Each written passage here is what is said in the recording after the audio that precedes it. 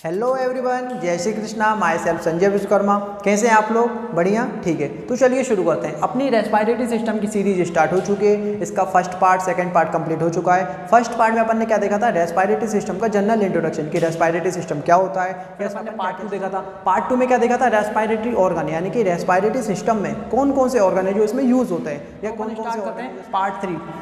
अच्छा हाँ, respiratory series का फर्स्ट पार्ट और सेकंड पार्ट अगर आप देखना चाहते हो तो उसकी लिंक जो डिस्क्रिप्शन में दी गई है। अब अपन स्टार्ट करते हैं पार्ट 3। इसमें क्या पढ़ेंगे अपन? प्रोसेस ऑफ ब्रीथिंग और मैकेनिज्म ऑफ ब्रीथिंग, यानी कि ब्रीथिंग की प्रोसेस या मैकेनिज्म क्या है, इसमें क्या सिस्टम होता है, ये कैसे होता है। ठीक है। दूसरा क्या है? वॉल्यूम एंड कैपेसिटीज, यानी कि जब हम सांस लेते हैं या सांस छोड़ते हैं तो कितनी एयर लेते हैं, कितनी एयर छोड़ते हैं, यानी कि कितना वॉल्यूम ले रहा है, कितना वॉल्यूम छोड़ना है, मतलब वॉल्यूम और कैपेसिटीज अपन इसमें पढ़ेंगे। ठीक है। तो अपन स्टार्ट करते हैं process of breathing and mechanism of breathing. मतलब क्या है कि ब्रीथिंग की प्रोसेस या मैकेनिज्म कैसे होती है। ठीक है। तो देखो, ब्रीथिंग यानी क्या होता है? श्वसन या संवातन, यानी कि सांस लेना और सांस छोड़ना। इंस्पायरेशन और एक्सपायरेशन। अब इंस्पायरेशन क्या होता था? तो इंस्पायरेशन में क्या करते हैं अपन? एनवायरनमेंट की एयर को नोज के द्वारा क्या करते हैं? लंग्स में लेते हैं। ध्यान से सुना, इंस्पायरेशन में क्या करते हैं? एनवायरनमेंट की एयर को नोज के द्वारा क्या करते हैं? लंग्स में लेते हैं। अगर एनवायरनमेंट की एयर अपने लंग्स में आ जाए, मतलब क्या हो गया? इंस्पायरेशन हो गया, सांस अपन ने ले ली। अब ये होता कैसे? मतलब इसमें क्या क्या सिस्टम चलता है, या फिर इसमें कौन कौन से मूवमेंट होते हैं, लंग्स में क्या मूवमेंट होते हैं, अपने एब्डोमेन में क्या मूवमेंट होते हैं, डायफ्राम इसमें यूज़ होता है या नहीं। ठीक है। कोई सी मसल यूज़ होती है नहीं, अगर मसल्स यूज़ होती है तो वो कौन सी मसल्स है, ये सब अपन जो इसमें देखेंगे। ठीक है। तो चलिए शुरू कर। अच्छा, तुम लोगों ने बलून देखा है? बलून, अरे सर बहुत बलून फोड़ है, कहाँ लगेगा आप? ठीक है ना। तो देखो, अपन ने क्या करा? बलून लिया, बलून में क्या करी? हवा भरी। हवा भरेंगे तो वो फूल जाएगा। अब फूलने के बाद क्या करना? अपन ने बलून का जो माउथ था उसको पकड़ा। अब अपन उसको धीरे धीरे क्या करना? ओपन करना है, मतलब छोड़ना है। छोड़ेंगे, ओपन करेंगे तो क्या होगा? उसकी जो एयर है बलून की वो क्या जाएगी? बाहर जाएगी। बाहर कहाँ? एनवायरनमेंट में जाएगी। ठीक है। बलून की एयर कहाँ जा रही है अपनी? उसको ओपन करना है तो बाहर जा रही है। क्यों जा रही है? क्योंकि बलून का जो प्रेशर है वो क्या है? ज़्यादा, और एनवायरनमेंट का प्रेशर क्या होता है? कम। तो एयर कहाँ जाती है? बलून से निकल के एनवायरनमेंट में जाती है। मतलब एयर हाई प्रेशर से कहाँ जाती है? लो प्रेशर की तरफ। कहाँ जाती है? हाई प्रेशर से लो प्रेशर की तरफ। बस इतनी सी बात है अपनी। क्या है? यहाँ पे लिख देते हैं बलून और EVS, यानी कि एनवायरनमेंट। ठीक है। बलून जो एयर है या जो गैस होती है बलून के अंदर, वो कहाँ जाती है? बलून से निकल के कहाँ जाती है? जब अपन उसे ओपन करते हैं तो बलून से निकल के कहाँ जाती है? एनवायरनमेंट में। क्यों जाती है? क्योंकि बलून का जो प्रेशर है वो क्या है? ज़्यादा, और एनवायरनमेंट का जो प्रेशर है वो क्या है? कम। तो बस इतनी सी बात रखना है कि बलून जब अपन फुलाते हैं और जब उसे खोलते हैं तो एयर हमेशा कहाँ जाती है? बाहर जाती है। क्यों जाती है? क्योंकि बलून का प्रेशर ज़्यादा है और एनवायरनमेंट का प्रेशर कम। तो एयर कहाँ जाती है? बलून से निकल के एनवायरनमेंट, यानी कि हाई प्रेशर से कहाँ जाती है? Low pressure. बस इतनी सी याद रखना है कि एयर और जो गैस होती है हमेशा कहाँ जाती है? हाई प्रेशर, HP यानी प्रेशर। हाई प्रेशर से कहाँ जाती है? लो प्रेशर की तरफ जाती है। कहाँ जाती है? हाई प्रेशर से लो प्रेशर की तरफ। बस इतनी सी याद रखना है। एयर और जो गैस होती है हमेशा हाई प्रेशर से लो प्रेशर की तरफ जाती है। बस इतनी सी बात याद रख लो, पूरी मैकेनिज्म अपनी ऑटोमेटिक क्लियर हो जाएगी। क्लियर है यहाँ तक? ठीक है। अब देखो, अपन क्या कर रहे हैं? सांस ले रहे हैं, यानी कि एनवायरनमेंट की एयर को नोज के द्वारा क्या कर रहे हैं? लंग्स में ले रहे हैं। ठीक है। तो ये अपन ने बना दिया EVS, एनवायरनमेंट, लंग्स। ठीक है। एनवायरनमेंट की एयर लंग्स में आना है, यही होता है इंस्पायरेशन में। ठीक है। अब एनवायरनमेंट से लंग्स में आना है एयर इधर पे। अब एयर कहाँ जाती है? हमेशा हाई प्रेशर से लो प्रेशर की तरफ। एनवायरनमेंट से लंग्स में जाना है, एयर को एनवायरनमेंट से लंग्स में जाना, मतलब एयर का प्रेशर, एनवायरनमेंट का प्रेशर क्या होना चाहिए? ज़्यादा, और लंग्स का प्रेशर क्या होना चाहिए? कम। जब तो एयर क्या होगी? एनवायरनमेंट से लंग्स में जा पाएगी और अपना इंस्पायरेशन हो पाएगा। अब देखो, दिक्कत क्या है ना कि जो एनवायरनमेंट का जो प्रेशर है, एनवायरनमेंट का जो प्रेशर है वो क्या है? अपना फिक्स है। क्या है? फिक्स है। कितना होता है? 1 ATM। एनवायरनमेंट का प्रेशर क्या है? फिक्स है। अब एनवायरनमेंट का प्रेशर है तो अब क्या करें? अब अगर लंग्स का प्रेशर किसी तरीके से चेंज हो जाए या फिर कम ज़्यादा हो जाए तो शायद अपने कुछ बात बन जाए, है ना। अगर कम होगा तो अपनी एयर क्या होगी? आ जाएगी। मतलब अपने को लंग्स का प्रेशर अगर अपना कम ज़्यादा हो जाए, चेंज हो जाए, तो अपनी शायद बात बन जाए। तो चलो अब देखते हैं कि लंग्स का प्रेशर अपन जो कैसे कम कर सकते हैं। ठीक है। तो अच्छा, तुम लोगों ने वो देखा है, पाइप देखा है? पानी वाला पाइप। जैसे ये अपना पानी का पाइप है। ठीक है। अभी पानी यहाँ से गिर रहा है इधर पे। ठीक है, यहाँ गिर रहा है। लेकिन जैसे अपन पानी के पाइप को आगे से दबाते हैं तो पानी की स्पीड जो बढ़ जाती है, उसका प्रेशर बढ़ जाता है। क्या बढ़ जाता है? प्रेशर बढ़ जाता है। अभी पानी यहाँ पे गिर रहा है, अपन ने दबाया तो पानी दूर तक जाएगा, उसकी स्पीड बढ़ गई। क्या बढ़ गया? उसका प्रेशर बढ़ गया। क्यों बढ़ गया? अब देखो, जो ये क्या है? जगह। तो जगह के लिए क्या बोलेंगे अपन? वॉल्यूम। क्या बोलेंगे? वॉल्यूम। अभी क्या है? जगह ज़्यादा है तो पानी यहाँ पे गिर रहा है। ठीक है। लेकिन जैसे ही दबाएंगे तो जगह क्या हुई? कम। तो पानी क्या होगा, दूर तक जाएगा, मतलब उसकी स्पीड बढ़ गई, क्या बढ़ गई, प्रेशर बढ़ गया। मतलब क्या हुआ, देखो जगह ज़्यादा मतलब वॉल्यूम ज़्यादा, तो पानी की स्पीड क्या है, कम, मतलब प्रेशर क्या है, कम। लेकिन जैसे ही अपन इसे दबाएंगे तो जगह कम हुई, मतलब वॉल्यूम कम हुआ, और वॉल्यूम कम हुआ तो पानी दूर तक जा रहा है, उसकी स्पीड बढ़ गई, उसका प्रेशर बढ़ गया। मतलब क्या बोल रहे हैं, अगर वॉल्यूम क्या होता है, कम होता है, तो प्रेशर क्या होता है, ज़्यादा, ठीक है। और अगर इसका जस्ट अपोजिट, वॉल्यूम अगर ज़्यादा होगा तो प्रेशर क्या होगा अपना, कम होगा। बस ये दो बातें याद रखो। एयर और जो गैस क्या होती है, हमेशा हाई प्रेशर से लो प्रेशर की तरफ जाती है। दूसरा, अगर वॉल्यूम कम होगा तो प्रेशर ज़्यादा होगा, और अगर वॉल्यूम ज़्यादा होगा तो प्रेशर अपना क्या होगा, कम होगा। क्लियर है यहाँ तक अपना, ठीक है।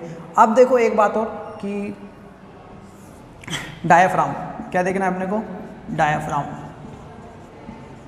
अरे डायाफ्राम तो ये अपन पढ़ चुके पहले, है ना। तो डायाफ्राम क्या होता है, देखो अपने यहाँ पे थोड़े से कैविटी क्या होती है, लंग्स होते हैं। तो लंग्स के नीचे मसल्स की बनी एक स्ट्रक्चर होती है, जिसे क्या बोलते हैं, डायाफ्राम, है ना। क्या बोल रहे हैं, लंग्स के नीचे मसल्स की बनी एक डोम शेप, यानी कि कढ़ाई की शेप की स्ट्रक्चर होती है, जिसे क्या बोलते हैं अपन, डायाफ्राम। तो यहाँ लिख देते हैं, डायाफ्राम क्या होता है, ये इस टाइप का होता है, जैसे ये अपने लंग्स बनाए अपन यहाँ पे, ठीक है। तो ये अपना इस टाइप का डायाफ्राम होता है, ठीक है ना, और फोटो में और क्लियर हो जाएगा, ठीक है। तो डायाफ्राम क्या होता है, लंग्स के नीचे मसल्स की बनी एक डोम शेप की स्ट्रक्चर होती है, ठीक है। तो यहाँ लिख देंगे मस्कुलर स्ट्रक्चर, ठीक है। फिर ये कैसा होता है, डोम शेप होता है, डोम शेप लिख दिया, है ना। अब देखो ये कहाँ पे, लंग्स में, लंग्स के नीचे, मतलब लंग्स कहाँ पे, थोड़े से कैविटी, नीचे कौन सी, एब्डोमिनल कैविटी, मतलब ये बीच में है ना, ये डोम शेप ऐसा होता है, डोम कढ़ाई की शेप का, है ना, ये बीच में, मतलब ये थोड़े से कैविटी और एब्डोमिनल कैविटी दोनों को क्या कर रहा है, सेपरेट कर रहा है, क्या कर रहा है, सेपरेट, और दोनों के एयर को ट्रांसपोर्ट होने से क्या करता है, रोकता है। तो यहाँ लिख देंगे अपन क्या, सेपरेट, क्या लिखेंगे, separate thoracic and abdominal cavity, thoracic and abdominal cavity, यानी कि थोरेसिक और एब्डोमिनल कैविटी दोनों को क्या करता है, सेपरेट करता है। और ये कैसा होता है, एयर टाइट, मतलब एयर को बिल्कुल भी आने जाने नहीं देगा। अच्छा सर, यहाँ पे हम डायाफ्राम क्यों पढ़ रहे हैं, तो डायाफ्राम इसलिए पढ़ रहे हैं क्योंकि ये लंग्स के प्रेशर को क्या करता है, कम ज़्यादा करता है। क्या करता है, लंग्स के प्रेशर को कम ज़्यादा करता है। लंग्स का प्रेशर कम ज़्यादा होगा तभी तो अपन क्या होगा, सांस लेंगे या सांस छोड़ेंगे, मतलब ब्रीथिंग कर पाएंगे। तो मतलब डायाफ्राम क्या करता है, ब्रीथिंग में हेल्प करता है। क्या करता है, ब्रीथिंग में हेल्प करता है। तो यहाँ लिख देंगे अपन क्या, ऐसा लिख देते हैं, हेल्प्स इन ब्रीथिंग, यानी कि ये ब्रीथिंग में क्या करता है, हेल्प्स इन ब्रीथिंग, ये ब्रीथिंग में क्या करता है, हेल्प करता है। एक मसल्स और होती है जो कि अपनी ब्रीथिंग में हेल्प करती है। तो कौन सी मसल्स होती है, देखो उसे बोलते हैं अपन क्या, ICM। क्या बोलते हैं, ICM। सर ये कौन सी मसल्स होती है, तो सुनो, देखो अपन ने रिब्स पढ़ी थी, कहाँ पे होती है रिब्स, यहाँ पे होती है आगे। तो रिब्स जो होती हैं, तो रिब्स के बीच में क्या होता है, स्पेस होता है। क्या होता है, रिब्स के बीच में स्पेस होता है। तो उस स्पेस को क्या बोलते हैं, इंटरकोस्टल स्पेस। क्या बोलते हैं, इंटरकोस्टल स्पेस, अंतरापरसुक स्थान, ठीक है। अब उन स्पेस के बीच में क्या होती है, अपनी मसल्स होती हैं। क्या होती है, मसल्स होती हैं। तो उनको क्या बोलेंगे, इंटरकोस्टल मसल्स। क्या बोलेंगे, इंटरकोस्टल मसल, ठीक है। अंतरापरसुक पेशी। अब ये दो टाइप की हैं, एक तो क्या है, EICM, क्या है, EICM, और दूसरा क्या है, IICM। देखो EICM यानी कि एक्सटर्नल इंटरकोस्टल मसल, और दूसरा क्या हो जाएगा, IICM यानी कि इंटरनल इंटरकोस्टल मसल। अब जो EICM होती है ये क्या करती है, help in inspiration, help in inspiration. क्या करती है, हेल्प इन इंस्पायरेशन, यानी कि ये सांस लेने में हेल्प कर रही है, इंस्पायरेशन में हेल्प कर रही है। अगर ये सांस लेने में हेल्प कर रही है तो ये काय में करेगी, सांस छोड़ने में, हाँ सांस छोड़ने में, लेकिन थोड़ा सा अलग है। देखो क्या करती है, तो ये करती है हेल्प्स इन फोर्सफुली, कौन सा लिखा है, forcefully expiration, forcefully expiration. Sir ये क्या होता है फोर्सफुली एक्सपायरेशन, देखो एक तो क्या होता है नॉर्मल ब्रीथिंग, यानी कि जो अपन चल रही है हर टाइम चलती रहती है, तो ये क्या है नॉर्मल ब्रीथिंग, यानी कि नॉर्मल इंस्पायरेशन और नॉर्मल एक्सपायरेशन, ठीक है। अब एक क्या होता है लंबी लंबी सांसें, यानी कि अब वो योगा करते जब लेते हैं ना लंबी लंबी सांसें, तो देखो इसमें लंबी सांस ले रहा है, मतलब अपन फोर्स के साथ सांस लेते हैं तो इसे बोलते हैं फोर्सफुली ब्रीथिंग, ठीक है। फोर्सफुल ब्रीथिंग यानी कि आप सांस लेंगे तो फोर्सफुली इंस्पायरेशन, और सांस छोड़ेंगे फोर्स के साथ तो फोर्सफुली एक्सपायरेशन। तो ये जो IICM यानी कि इंटरनल इंटरकोस्टल मसल होती है, तो ये फोर्सफुली एक्सपायरेशन यानी कि फोर्स के साथ सांस छोड़ते हैं तो ये उसमें हेल्प करेगी, किसमें, फोर्सफुली एक्सपायरेशन, और ये फोर्सफुली ये नॉर्मल इंस्पायरेशन में करेगी। अब देखो अपन क्या कर रहा है, सांस ले रहा है यानी कि इन्वायरमेंट की एयर को नोज के द्वारा क्या कर रहे हैं, लंग्स में ले रहा है। अब देखो जो लंग्स होती है कैसे होते हैं, फोम की तरह होता है, कैसे, फोम की तरह, मतलब जब अपन सांस लेंगे तो ये क्या होंगे, फूल जाएंगे, और जब सांस छोड़ेंगे तो ये सिकुड़ जाएंगे। जो लंग्स होती है चारों तरफ से क्या, थोरेसिक केज के द्वारा क्या होते हैं, कवर्ड होते हैं। अरे ये थोरेसिक केज अपन पढ़ चुके हैं ना पहले, हाँ। तो थोरेसिक केज क्या था, ऊपर की तरफ काय का बना होता है, किससे बना होता है, नेक एंड क्लेविकल। नीचे क्या था अपना डायाफ्राम, आगे क्या था स्टर्नम एंड रिब्स, पीछे क्या था वर्टिबल कॉलम एंड रिब्स, है ना। उस साइड में क्या थी, साइड में अपनी रिब्स थी, पता है ना सबको, ठीक है। तो अब यहाँ जाओ, देखो अपन ने ये क्या करा, ये बनाया अपन ने वर्टिब्रल कॉलम, क्या बनाया, वर्टिब्रल, अपन साइड से देख रहे हैं, ठीक है। ये बना दिया अपन ने डायाफ्राम, क्लियर है। और ये बना दिया अपन ने, यहाँ पे बना देते हैं अपन, इसको और बड़ा बना दो थोड़ा सा, ये बना दिया अपन ने स्टर्नम एंड रिब्स। ये क्या हो गया, डायाफ्राम। ये क्या होगा अपना, स्टर्नम एंड रिब्स। सर ये ऐसा कैसा बन गया, अरे अपन यहाँ से देखेंगे तो ये ऐसा दिखेगा ना एक लाइन में, है ना, मतलब ये स्टर्नम और रिब्स ये होता ना ऐसा अपना, ये स्टर्नम हो गया, ये रिब्स हो गया, तो ये है अपना, है ना। और इसके अंदर क्या होंगे, अपने लंग्स होंगे, ठीक है, ये अपन ने लंग्स बना दिया। और ये क्या अपना वर्टिब्रल कॉलम, ठीक है।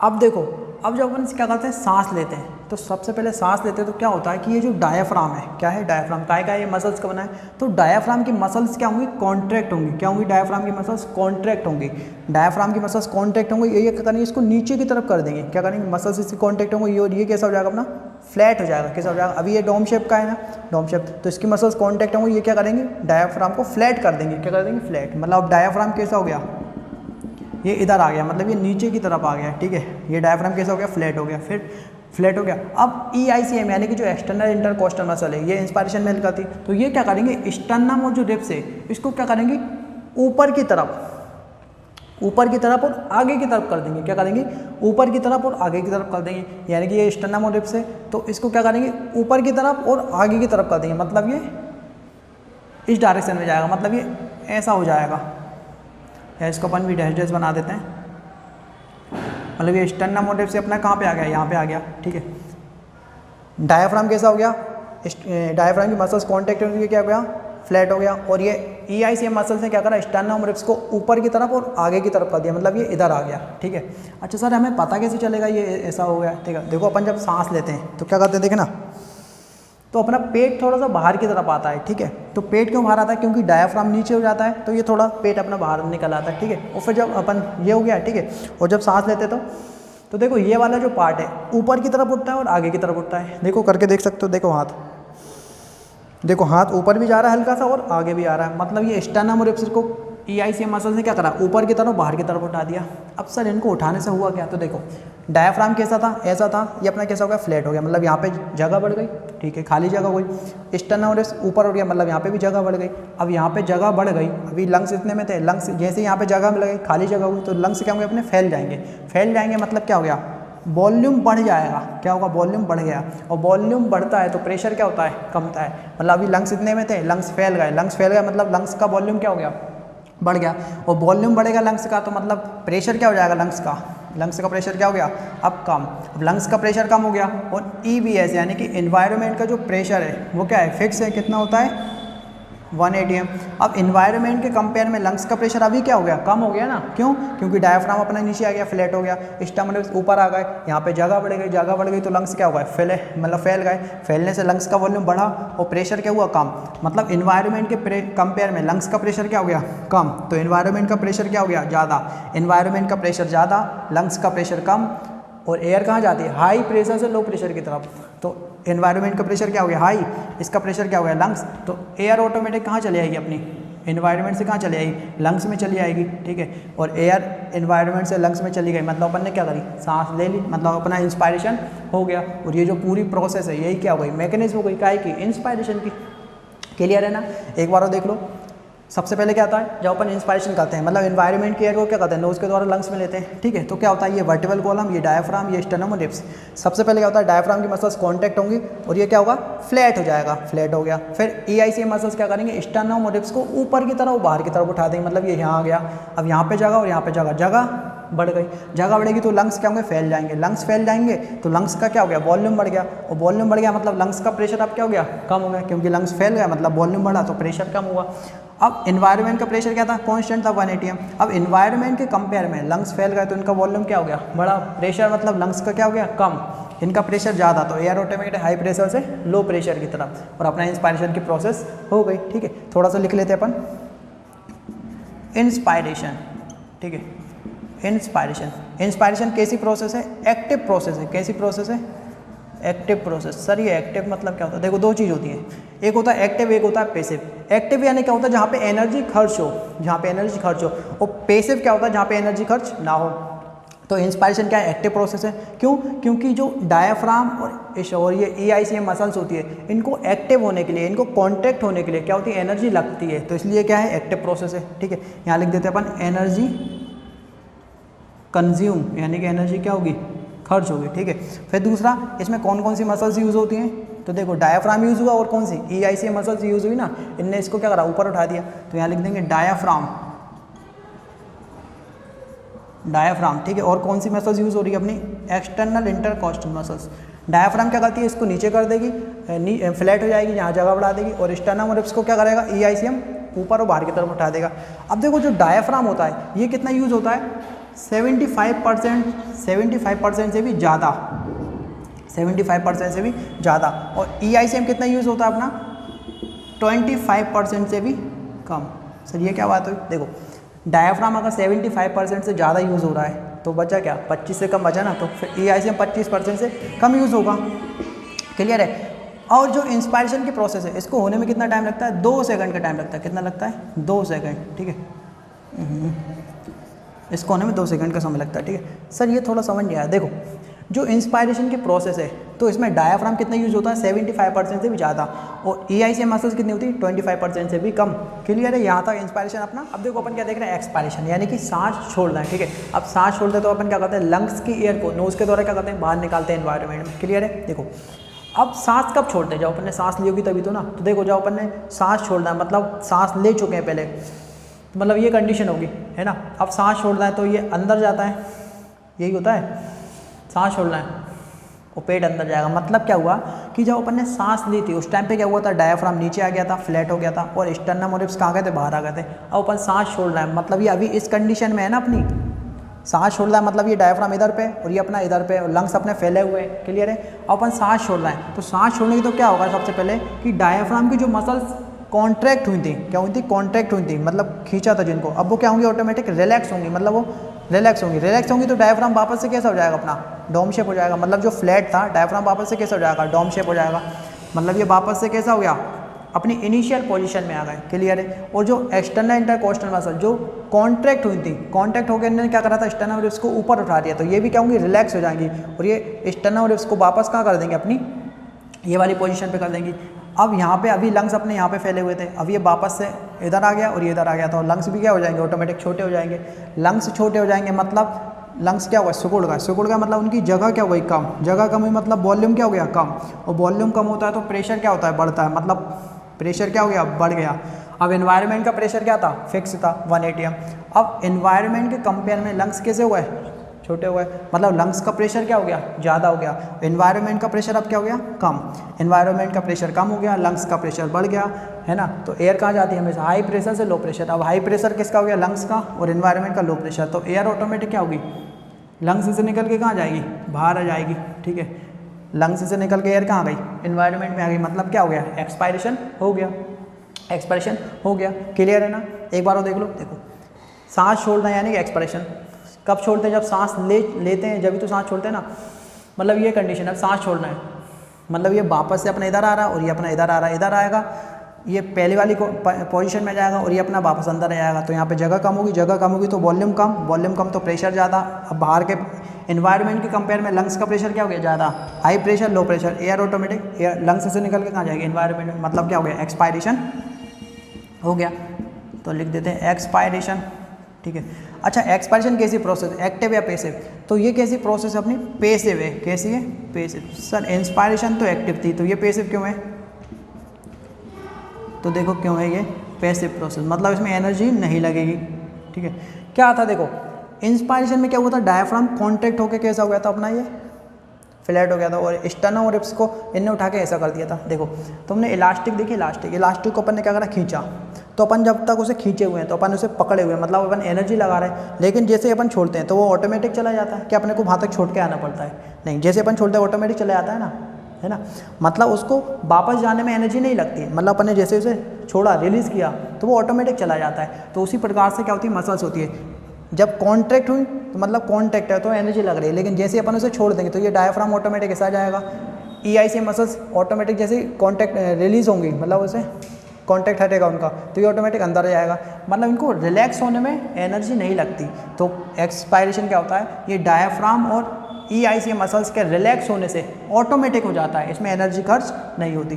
तो ये एक्सपायरेशन कैसी है, पैसिव प्रोसेस है। यहाँ लिख देते हैं, क्योंकि ये इंस्पायरेटरी मसल्स यानी कि मतलब जो इंस्पायरेशन में यूज़ होती हैं। इंस्पायरेशन में कौन सी मसल्स यूज़ होती है, डायफ्राम और EICM, यानी कि EICM मसल्स यूज़ होती है ना, क्योंकि ये इंस्पायरेटरी मसल्स यानी कि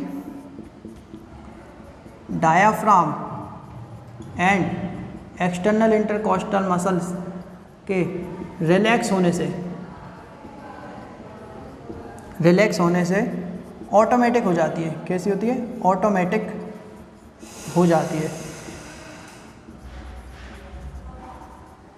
ऑटोमेटिक हो जाती है। ये वाली मसल्स क्या होगी, ऑटोमेटिक रिलैक्स होगी तो ऊपर जाएगा, और ये अपना अंदर आएगा, यहाँ की जगह कम होगी, प्रेशर बढ़ेगा, एयर ऑटोमेटिक बाहर जाएगी, ठीक है। अच्छा, इसमें कितना टाइम लगता है, 3 सेकंड का टाइम लगता है। कितना लगता है, 3 सेकंड का। तो क्लियर है अपना एक्सपायरेशन। सर आपने EICM मसल्स तो बता दिया कि ये इंस्पायरेशन में हेल्प करती है, सर ये IICM मसल्स कहाँ गए, इसका तो बताओ। तो देखो, एक तो क्या होता है, नॉर्मल ब्रीथिंग होती है, नॉर्मल सांस ली अपन ने, ठीक है, ये तो नॉर्मल वाला था, अपन ने देखा था। नॉर्मल सांस लेते तो क्या होता है, डायफ्राम नीचे जाता है, EICM मसल स्टर्नल इसको ऊपर उठा देती है, ठीक है। तो यहाँ पे जगह बढ़ती है, जगह बढ़ने से क्या होता है, वॉल्यूम ज़्यादा तो प्रेशर कम, एनवायरनमेंट का प्रेशर ज़्यादा, एयर ऑटोमेटिक अंदर आ जाती है, हाई प्रेशर से लो प्रेशर, ठीक है, ठीक है। और इसका जस्ट अपोजिट, जब सांस छोड़ेंगे तो ये क्या हुआ, ये अपना डायफ्राम ऊपर चले जाएगा, मतलब डोम शेप, और ये अंदर घुस जाएगा, यहाँ पे जगह कम होगी, ठीक है, जगह कम होगी, प्रेशर क्या होगा, बढ़ेगा, तो एयर अपनी बाहर आ जाएगी। तो ये एक्सपायरेशन था। अब फोर्सफुल वाला क्या है, तो देखो, एक तो नॉर्मल सांस हो गई, एक क्या होती है, लंबी लंबी सांस है। देखना, जैसे योगा टाइम करते हैं ना, योगा सुबह करते हैं, उस टाइम पे होता है, देखो जब लंबी लंबी सांस लेते हैं तो ध्यान देना, अपना जो पेट भी थोड़ा सा बाहर आ जाता है, और ये जो इधर का है, मतलब ये स्टर्नम, ये भी देखना बाहर आता है। एक तो नॉर्मल, लेकिन लंबी सांस ले रहे हैं, क्यों, क्योंकि अपन एनवायरनमेंट की जो एयर है वो ज़्यादा ले रहे हैं अंदर, तो अंदर जगह भी तो ज़्यादा चाहिए ना। तो उस टाइम पे फिर क्या होता है ना कि ये जो डायफ्राम है ये और नीचे तक आ जाता है, ये और ज़्यादा फ्लैट हो जाएगा, मतलब ये और ऐसा हो जाएगा, मतलब ये ऐसा सीधा था, ये और ऐसा हो जाएगा, मतलब ये और कर्व हो जाएगा नीचे तक, ठीक है। और ये जो EICM मसल्स है ये क्या करेंगे, स्टर्नम को और बाहर तक उठा देंगे, जैसा अभी ये यहाँ तक उठ रहा था, तो ये इसको यहाँ तक नहीं है और कर देंगे। देखो तुम खुद ही देखो करके, जब लंबी सांस लेती है और बाहर तक आता है ना, क्यों, ताकि यहाँ पे जगह ज़्यादा बढ़े जाए, जगह ज़्यादा बढ़ेगी तो यहाँ पे वॉल्यूम क्या होगा, वॉल्यूम ज़्यादा बढ़ेगा तो यहाँ पे प्रेशर क्या होगा, बहुत कम होगा, ज़्यादा कम होगा। अब यहाँ पे प्रेशर क्या होगा, एनवायरनमेंट के कंपेयर में ज़्यादा प्रेशर कम है, यहाँ पे एनवायरनमेंट में ज़्यादा प्रेशर है, तो एयर और ज़्यादा अंदर जाएगी, एयर और ज़्यादा अंदर जाएगी। क्यों, क्योंकि लंग्स भी तो और ज़्यादा फैलेंगे ना, मतलब जगह ज़्यादा हो गई तो ज़्यादा एयर जाएगी। तो ये होता है फोर्सफुली इंस्पायरेशन, ठीक है सर, ये तो एक्सपायरेशन है, ठीक है। अब जब अपन ने ज़्यादा एयर ली है तो ज़्यादा एयर छोड़ेंगे भी तो, ठीक है, तो ज़्यादा एयर छोड़ रहे हैं, देखो अब देखो नॉर्मल सांस छोड़ रहे हैं, एक फोर्स के साथ सांस, क्या लिखा है, फोर्सफुली एक्सपायरेशन, यानी कि फोर्स के साथ सांस छोड़ रहे हैं अपन, मतलब ये और अंदर घुस रहा है। देखो तुम करके देखो, एक तो ये मतलब ये और अंदर घुस रहा है, तो उस टाइम पे क्या होता है, ये फिर IICM मसल्स होती है, ये क्या करती हैं, ये जो अपना ये था, ये इसको क्या करेंगे, अभी नॉर्मल यहाँ तक होता है तो ये इसको और अंदर तक कर देंगे, मतलब ये इधर आ जाएगा, मतलब ये और अंदर घुस गया। देखो तुम करीब, ये IICM यानी कि इंटरनल इंटरकोस्टल मसल क्या करेंगी, ये स्टर्नम और इसको और अंदर तक कर देगी। अंदर तक करने से क्या हुआ, अंदर अब जगह ज़्यादा कम होगी, अंदर ज़्यादा जगह कम होगी, मतलब वॉल्यूम क्या हो गया, ज़्यादा कम हुआ। तो जगह ज़्यादा कम होगी तो प्रेशर उतना ज़्यादा बढ़ेगा। अब अंदर प्रेशर बहुत ज़्यादा, तो एयर क्या होगी, तेज़ी से निकल के कहाँ जाएगी, अपनी इन्वायरमेंट में आ जाएगी। एयर क्या होगी, तेज़ी से निकल के कहाँ जाएगी, अपनी इन्वायरमेंट में जाएगी। तो इसे बोलते हैं फोर्सफुली एक्सपायरेशन। क्या होता है फोर्सफुल एक्सपायरेशन में, IICM मसल्स जो होती हैं स्टर्नम और इसको ज़्यादा अंदर तक कर देती हैं, जिससे अंदर जगह ज़्यादा कम हो जाती है, वॉल्यूम कम जाता है, प्रेशर बहुत ज़्यादा हो जाता है, तो इससे एयर तेज़ी से निकल के कहाँ जाती है, बाहर आ जाती है। तो इसे बोलते हैं फोर्सफुली एक्सपायरेशन। क्लियर है यहाँ तक अपना, ठीक है। अच्छा सुनो, अब देखो जो है कि नॉर्मली जो रेस्पायरेशन होता है, ठीक है, तो उसमें क्या होता है, अपने एब्डोमेन में मूवमेंट होते हैं। किसमें होते हैं, एब्डोमेन में मूवमेंट होते हैं, एब्डोमेन में मूवमेंट होता है ना, तो उसे बोलते हैं एब्डोमिनल रेस्पायरेशन। क्या होता है नॉर्मली, देखो तो देखो एब्डोमेन में मूवमेंट होता है पेट वाले रीजन में, तो उसे बोलते हैं एब्डोमिनल रेस्पायरेशन। क्या होता है, एब्डोमिनल रेस्पायरेशन, ठीक है, नॉर्मल एब्डोमिनल रेस्पायरेशन, ठीक है। लेकिन जो प्रेग्नेंट लेडी होती है, क्या होता है, जो प्रेग्नेंट लेडी होती है तो उसके क्या होता है, स्टमक में या जो एब्डोमिनल रीजन होता है वहाँ पे उसमें क्या होता है, बेबी होता है, तो उसके कारण उसमें एब्डोमेन में मूवमेंट नहीं होते। कहाँ पे मूवमेंट होता है, उसके थोरैक्स रीजन में। क्या होता है, थोरैक्स रीजन में, तो उसे बोलते हैं थोरैसिक रेस्पायरेशन, है ना। नॉर्मल क्या होता है, एब्डोमिनल रेस्पायरेशन होता है, ठीक है। लेकिन बट प्रेग्नेंट लेडी जो होती है, क्या होती है, प्रेग्नेंट लेडी में थोरैसिक मूवमेंट होते हैं। कौन से होते हैं, थोरैसिक मूवमेंट, ठीक है। तो उसमें क्या बोलते हैं, उसे थोरैसिक रेस्पायरेशन बोलेंगे। क्या बोलेंगे, थोरैसिक रेस्पायरेशन। ध्यान रखना, ये कई बार क्वेश्चन में आता है ना, कि नॉर्मल रेस्पायरेशन कौन सा होता है, एब्डोमिनल, लेकिन प्रेग्नेंट लेडी में कौन सा होगा, तो प्रेग्नेंट लेडी में एब्डोमिनल में क्या होता है, बेबी होता है, तो उसका थोरैसिक मूवमेंट होगा, ठीक है, तो उसे बोलेंगे थोरैसिक रेस्पायरेशन, ठीक है। अच्छा नॉर्मली हम क्या होता है, 1 मिनट में 12 से 16 बार सांस लेते हैं। क्या कहते हैं, 12 से 16 बार सांस लेते हैं, ठीक है। तो 12 से 16 बार ब्रीथिंग इन 1 मिनट। 1 मिनट में कितनी बार सांस लेते हैं, 12 से 16 बार, ठीक है। सांस जब हम लेते हैं तो जो वॉल्यूम होता है, मतलब कितनी एयर ले रहे हैं, कितनी एयर छोड़ रहे हैं, तो इसे कैसे कैसे मेजर करते हैं, तो स्पायरोमीटर के द्वारा। किसके द्वारा, स्पायरोमीटर, ठीक है। अब अपन स्टार्ट कर रहे हैं वॉल्यूम एंड कैपेसिटी, यानी कि जब हम सांस लेते हैं तो सांस छोड़ते हैं तो कितनी एयर लेते हैं, कितनी एयर छोड़ते हैं, उसका सब अपन हिसाब किताब अपन इसमें पढ़ेंगे। देखिए अपन ने क्या करा, इस टाइप का कुछ बनाया। अब ऊपर जो वैल्यू होंगी वो काय की होंगी, इंस्पायरेशन वाली। कौन सी होंगी, इंस्पायरेशन यानी कि सांस लेने वाली, और नीचे कौन सी होंगी, अपनी एक्सपायरेशन वाली। देखो सबसे पहले क्या है, जब हम नॉर्मली सांस लेते हैं तो हम क्या करते हैं, 500 ml लेते हैं और 500 ml छोड़ते हैं। मतलब ये जो हम नॉर्मली होता है ना, ये क्या कहते हैं, 500 ml ले रहे हैं और 500 ml छोड़ते हैं। तो ये अपन ने क्या करा, ये 500 ml ले रहे हैं, ठीक है, ये अपन ने लिख दिया, इस पर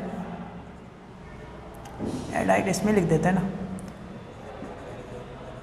500 ml ले रहे हैं, मतलब इंस्पायर कर रहे हैं, और 500 ml ही अपन क्या कर रहे हैं, छोड़ रहे हैं, ठीक है।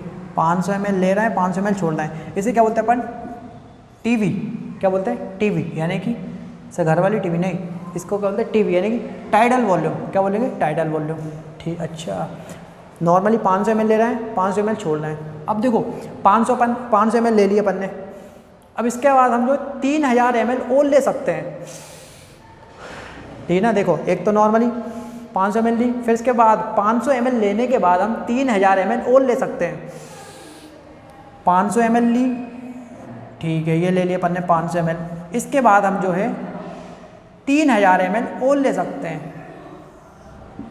3000 ml जो है हम और ले सकते हैं, तो इसको क्या बोलते हैं अपन, IRV। क्या बोलते हैं इसको, IRV। ये तो अपना क्या हो गया, इतना, ये इतना क्या हो गया, अपना टीवी हो गया, टाइडल वॉल्यूम, ठीक है। इसके बाद हम जो 3000 ml और ले सकते हैं, तो इसको क्या बोलते हैं अपन, IRV, यानी कि अब IRV मतलब क्या होगा, देखो इंस्पायरेटरी रिजर्व वॉल्यूम। क्या बोलेंगे, इंस्पायरेटरी रिजर्व वॉल्यूम, यानी कि अंतःश्वसन आरक्षित आयतन। मतलब कि हम 3000 ml वो वॉल्यूम जिसे हम क्या कर सकते हैं, अपनी बॉडी में, लंग्स में रिजर्व कर सकते हैं, ठीक है। नॉर्मली 500 लेते हैं, 500 छोड़ते हैं, लेकिन 500 लेने के बाद 3000 ml और ले सकते हैं, तो इसको क्या बोलते हैं, IRV, इंस्पायरेटरी रिजर्व वॉल्यूम।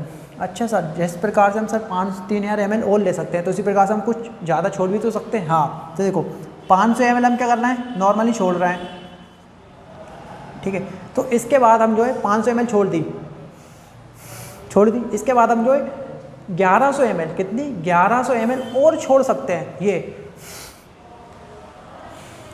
ये नॉर्मल छोड़ी, अब देखो तो 1100 ml हम और छोड़ सकते हैं। जो अपन बोल रहे थे ना फोर्सफुली एक्सपायरेशन कर रहे हैं, तो उसमें अपन जो है 1100 ml और छोड़ सकते हैं। कितना 1100 ml। नॉर्मली और कितनी छोड़ सकते हैं, तो 500 तो छोड़ते ही हैं, लेकिन 1100 ml और छोड़ सकते हैं। तो इसको क्या बोलते हैं अपन, इसको IRV यानी कि इंस्पायरेटरी बोला, तो इसको क्या बोलेंगे एक्सपायरेटरी। तो इसका नाम क्या हो जाएगा अपना ERV यानी कि एक्सपायरेटरी रिजर्व वॉल्यूम। अच्छा सर अगर कोई बोले कि आप 500 ले रहे हो, ठीक है 3000 ले रहे हो, अगर हम सर दोनों को एक साथ ले लें, हम दोनों को एक साथ ले लें, मतलब कि दोनों को एक साथ ले लें, तो मतलब इसमें 500 भी काउंट हो जाएगा और अपना 3000 भी काउंट हो जाएगा। मतलब जो अपन इन दोनों को एक साथ लेंगे तो इसे क्या बोलेंगे अपन, क्या बोलेंगे IC, क्या बोलेंगे IC यानी कि इंस्पायरेटरी कैपेसिटी। क्या बोलेंगे इंस्पायरेटरी कैपेसिटी। मतलब अपन नॉर्मली क्या कर रहा है, एक बार में 500 भी ले ली और 3000 भी ले ली, तो इसे क्या बोलेंगे अपन IC यानी कि इंस्पायरेटरी कैपेसिटी। मतलब देखो नॉर्मली क्या लेते हैं 500 लेते हैं, फिर उसके बाद 3000 ले रहे हैं, तो ये 3000 वाले को बोलेंगे IRV। लेकिन अब दोनों अपन एक साथ ले रहे हैं तो इसको क्या बोलेंगे IC इंस्पायरेटरी कैपेसिटी। मतलब ये IC क्या है, तो IRV प्लस TB यानी कि IRV प्लस का TB। तो ये कितना हो जाएगा 3000 प्लस का 500 यानी कि 3500 ml। कितना हो जाएगा 3500 ml, ठीक है। अच्छा सर उसी प्रकार से ये भी होगा, नॉर्मली क्या करते हैं 500 ml छोड़ते हैं, लेकिन इसके अलावा हम जो 1100 ml और छोड़ सकते हैं। मतलब हम एक बार में कितनी छोड़ सकते हैं, तो 500 और 1100 मतलब टोटल। इसको क्या बोलेंगे अपन, इसको IC बोला तो इसको क्या बोलेंगे EC। क्या बोलेंगे EC एक्सपायरेटरी कैपेसिटी। क्या बोलेंगे एक्सपायरेटरी कैपेसिटी। अब ये किससे मिलकर बना है, TB प्लस का ERV, तो यहाँ लिख देंगे TB प्लस का ERV यानी कि 500 प्लस का ERV कितना है अपना 1100, कितना हो जाएगा 1600 ml। कितना हो जाएगा 1600 ml। इसे बोलते हैं EC एक्सपायरेटरी कैपेसिटी। अच्छा सुनना, अब देखो ध्यान से देखो, हमने क्या करा 500 छोड़ी, फिर 1100 छोड़ी, इसके बावजूद भी हमारे लंग्स में 1200 ml जो है अभी भी बची रह जाती है। मतलब 500 छोड़ी और 1100 छोड़ी है ना, फोर्स के साथ छोड़ दी अपन ने, लेकिन इस कंडीशन में भी हमारे लंग्स में 1200 ml जो है अभी भी बची रह जाती है।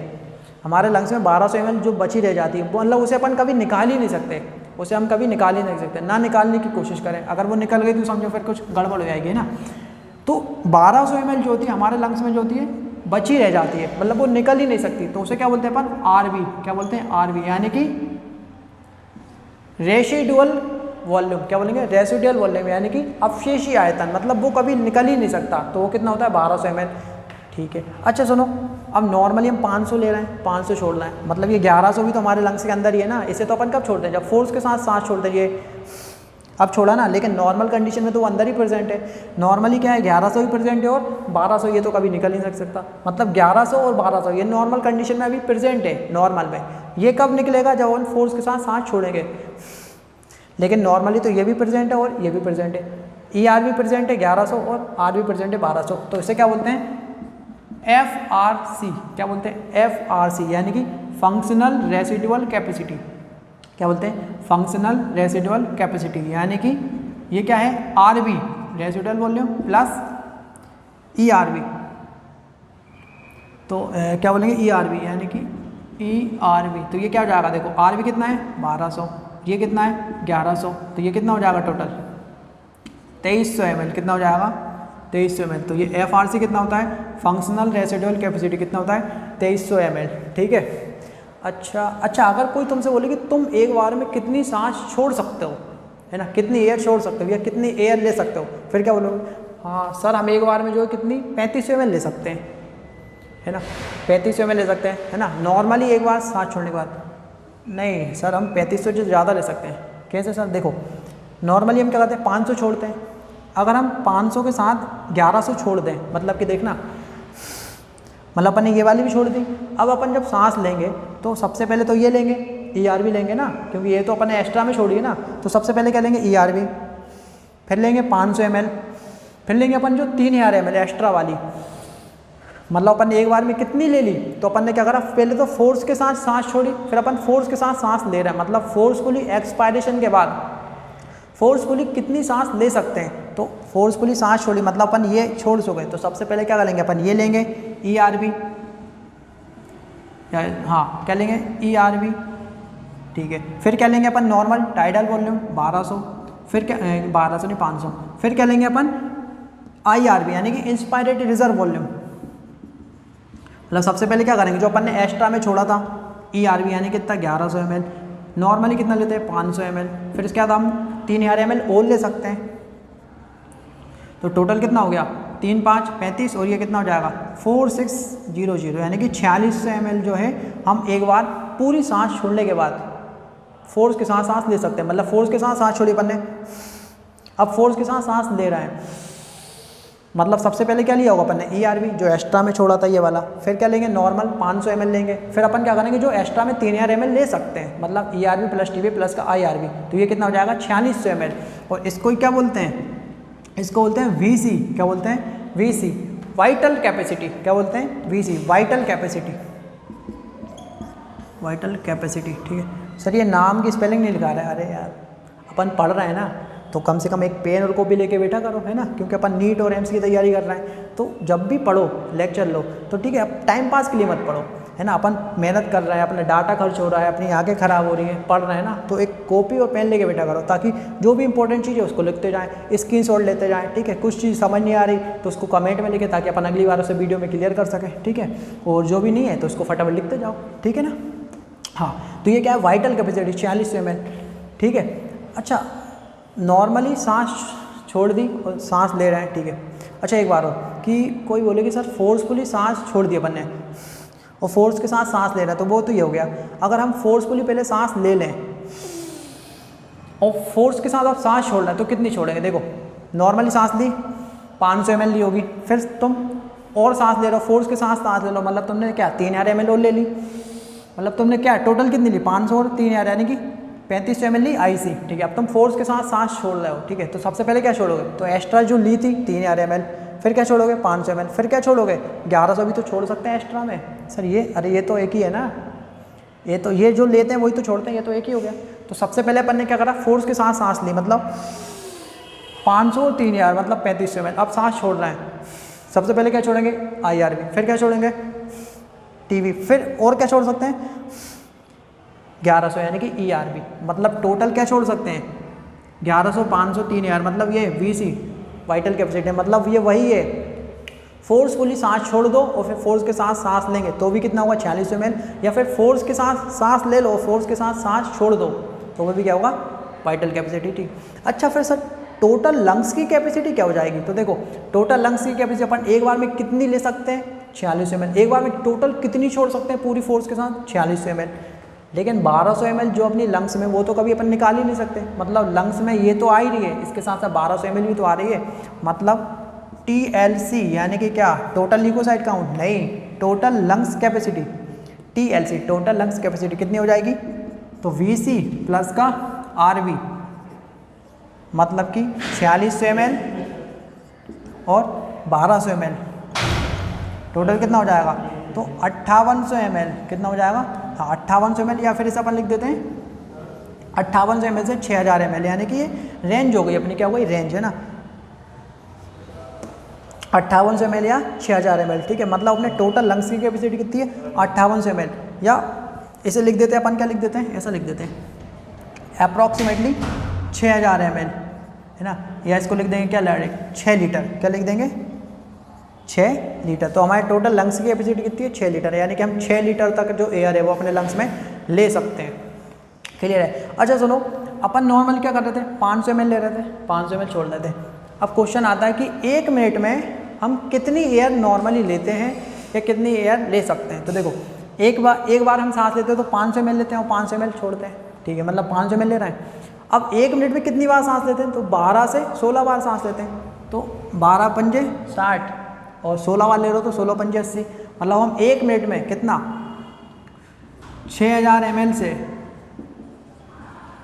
8000 ml तक एयर ले सकते हैं और अपन एयर छोड़ सकते हैं। अब अगले लेक्चर में अपन क्या पढ़ेंगे, ट्रांसपोर्टेशन ऑफ गैस, यानी गैस का ट्रांसपोर्टेशन कैसे होता है, और गैसेस एक्सचेंज यानी कि जो एल्विलाई में जो O2 होती है, O2 और CO2 का ब्लड के साथ कैसे एक्सचेंज होता है, ठीक है। तो तो सीरीज़ का नेक्स्ट वीडियो देखने के लिए, नेक्स्ट पार्ट देखने के लिए हमारे चैनल को सब्सक्राइब करें, वीडियो को लाइक करें और कमेंट करके बताएं कि वीडियो कैसी लगी, अच्छी या फिर बहुत अच्छी। अगर कोई डाउट है तो आप निसंकोच होकर पूछ सकते हैं। ठीक है, तो मिलते हैं फिर अगली वीडियो के साथ। धन्यवाद।